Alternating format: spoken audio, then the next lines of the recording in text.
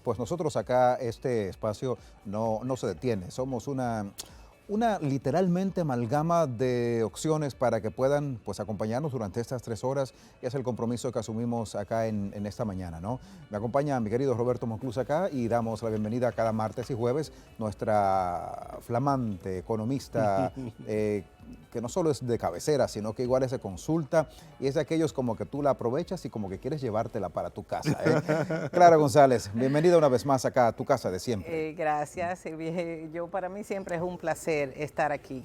Hoy vamos a hablar, Clara, nos has planteado el tema acerca de, bueno, ayer teníamos con nosotros, acá en el programa, abordando el tema del ausentismo escolar, que ronda un porcentaje pues bastante alto, a propósito de esta segunda reingreso a clases, y preocupa porque afecta también a nivel económico. Entonces es bueno que abundemos un poco en cuanto a eso. Sí, y qué bueno que me planteas esto, porque la verdad es que hay varias aristas en este tema el rechazo del gremio que agrupa a los maestros de verdad posponer el ingreso a clase. Y una declaración que voy a hacer es que el error de todo sistema educativo en este momento en la República Dominicana, sea cualquiera que sea el gobierno, es superar las deficiencias que ya existían en la educación dominicana antes de la pandemia. Es un gran reto, ¿eh? Eso es un gran reto. Ustedes se recordarán los resultados de las pruebas PISA en el año 2017. Nos dejaron mal parados, ¿eh? Muy mal parados, sobre todo en el área de matemáticas y ciencia. Pero voy a referirme a datos precisos que lo publica el Banco Mundial en el informe de pobreza del aprendizaje, que dice que al 2019 en países de renta media y renta baja, niños de hasta 10 años no tenían, en un 50% no tenían la capacidad de comprender lo que leían. O sea que es un asunto crítico, grave, que se ha empeorado obviamente por la pandemia. Muchos dirán que, fue un tiempo perdido el año 2020 por los confinamientos, por los encierros, por ese desarrollo de la curva de aprendizaje hacia la educación virtual, que en su momento fue la receta y fue lo que dio resultado medianamente, pero este es el momento incluso la misma decisión, Clara, del gobierno actual en ese momento, que decidió pasar de curso a todos. Exactamente, y esto bueno, yo no puedo juzgar si los estudiantes que pasaron de curso estuvieron bien entrenados, bien capacitados, no pero no sí, tenemos una varita mágica ni un indicador, pero sí se hizo el esfuerzo. Pero también se hizo el esfuerzo en materia económica. El presupuesto para el sector educación del año 2022 es un 17.5% más que en el año 2021, ascendiente a 231.000 millones. Ustedes recordarán el gasto desproporcionado, si así se puede llamar, que tuvo que incurrir el gobierno en enviarle a los hogares las raciones alimenticias y demás. Yo creo que es un acto de patriotismo, un acto de responsabilidad de cualquier ente que incida en la vida, y en este caso la Asociación de Profesores, y lo digo abiertamente y con absoluta responsabilidad, de ir al diálogo y ver cómo los estudiantes, favorecer que los estudiantes puedan reingresar a las aulas, que es donde empieza todo. La educación es el pilar del desarrollo de los países. Si nosotros no tenemos a los niños en las escuelas, a los jóvenes interactuando con sus pares en las escuelas de manera cordial o de manera, tangible, que puedan conversar. La escuela es mucho más que matemática y ciencia. La escuela es interacción, la escuela es construcción de ciudadanía. Son la generación que nos sustituirá a nosotros en el futuro. Y en ese sentido también el tema de no asistir, no abrir las clases de manera presencial, siendo un asunto que ya en el mundo entero las clases están abiertas.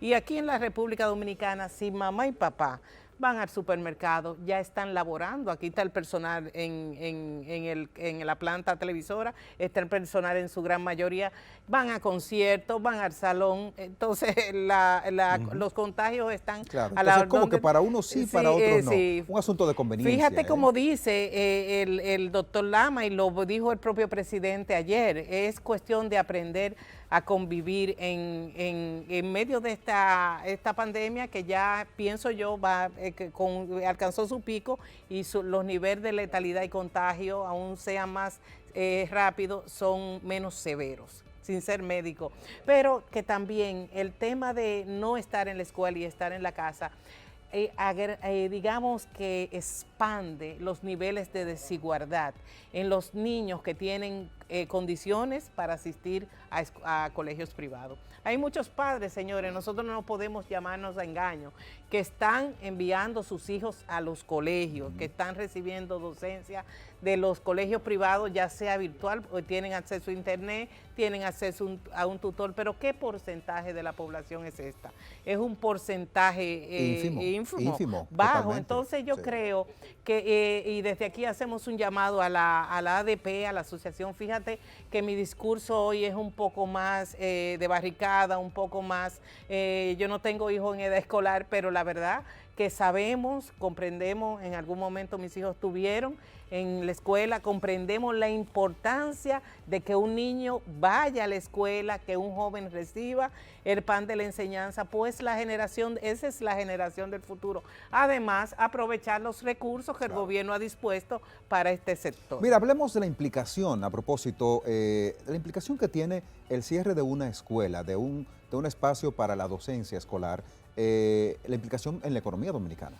Mira, yo antes de decirte esto, yo también leí en un informe que se publicó en un periódico, creo que fue en el Times, en Estados Unidos, que un joven que no recibe la enseñanza o el aprendizaje que tiene que tener en la etapa donde se aprende, porque fíjate que tenemos etapa para todo, tenemos etapa para gatear, tenemos etapa para empezar en maternal, después la parte preuniversitaria y la educación superior, ¿verdad?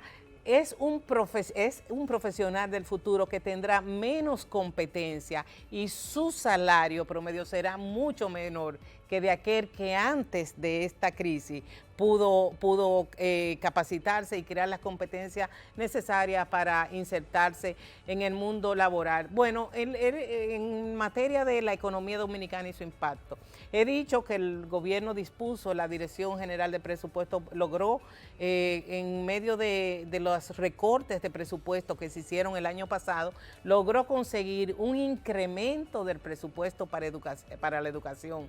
Recuerda también que a los niños no solamente se les da clases, se capacita maestro, se les da un desayuno escolar.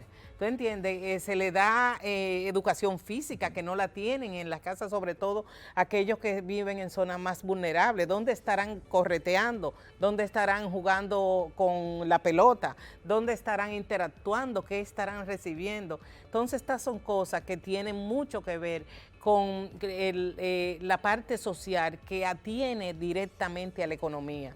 ¿Y cómo atiene a la economía? Un muchacho no educado, un muchacho que no recibe, digamos, las enseñanzas en los límites hacia la sociedad, es un muchacho que eventualmente, yo no soy socióloga, no tengo los datos precisos, pudiera delinquir o pudiera tener una propensión al uso de sustancias. Mira lo lejos que tú me has llevado, lo lejos que tú me has llevado. ¿Sabes qué decía el boricua y gran educador Eugenio María de Hostos?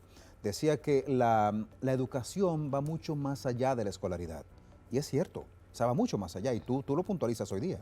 Así mismo, bueno, Hostos es el padre de la educación y hay alguna... Es un referente, ¿no? Es el referente y hay una frase de Hostos famosa que la educación es laica. Pero no estamos en ese tema. Clara, me estás dando por el pelado. Me estás dando por el pelado.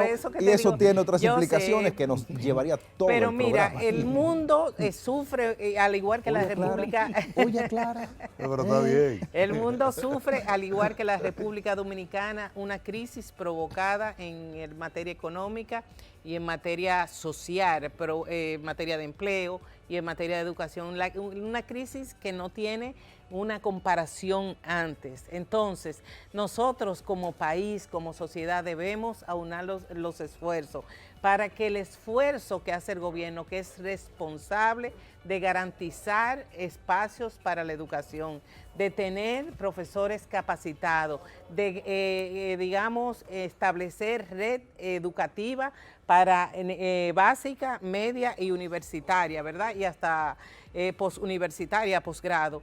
Entonces, debemos estar todos con la misma visión, tengamos hijos en edad escolar o no lo tengamos, porque eso es la generación del futuro, la generación de gobernantes, la generación de congresistas, la generación de comunicadores. Por demás. Entonces, se asignó presupuesto, se ha tenido los debidos protocolos, tal como dijo y he mencionado 2 veces al doctor Lama que estaba aquí, los protocolos de seguridad para ingresar a las escuelas, el lavado de manos, el uso de la mascarilla, el distanciamiento, todo eso. Entonces yo no veo razón alguna. Si acabamos de salir de unas fiestas donde todo el mundo salió a las calles, todo el mundo disfrutó y ahora en el caso actual los padres salen y entran porque están trabajando. Claro, ya claro. las empresas abrieron, Así hace es. tiempo que abrieron. Entonces yo creo que esto debe ser un llamado a la cordura, un llamado a la conciencia sobre el valor capital de la educación para la economía, para la sociedad y para el futuro. Mira, para ir concluyendo tu fascinante participación de hoy, voy a parafrasear a Carlos Cuauhtémoc Sánchez, un mexicano escritor fabuloso, ¿no? Que en su libro Juventud en Éxtasis 2 decía, busquemos hoy donde hay y no mañana cuando ya esté ausente. Y eso aplica para la educación, pero también aplica para la parte de salud. O sea que busquemos hoy esa educación que se nos brinda, busquemos hoy esa salud que garantiza el gobierno a través de las vacunas y no mañana, cuando quizás primero sea tarde y segundo no exista. Entonces vamos a actuar de manera inteligente para hacer racionalizar estos insumos que tenemos y actuar de la manera más correcta posible. Así que gracias, Clara, como siempre. A ustedes. Encontramos a Clara, recuerden, en sus redes sociales, ahí por favor lo compartimos. @Econométrica RD, Facebook, Twitter y Econométrica RD. YouTube. Ahí está. Econométrica Roberto, RD. ¿con qué seguimos? Así es, gracias a Clara nuevamente.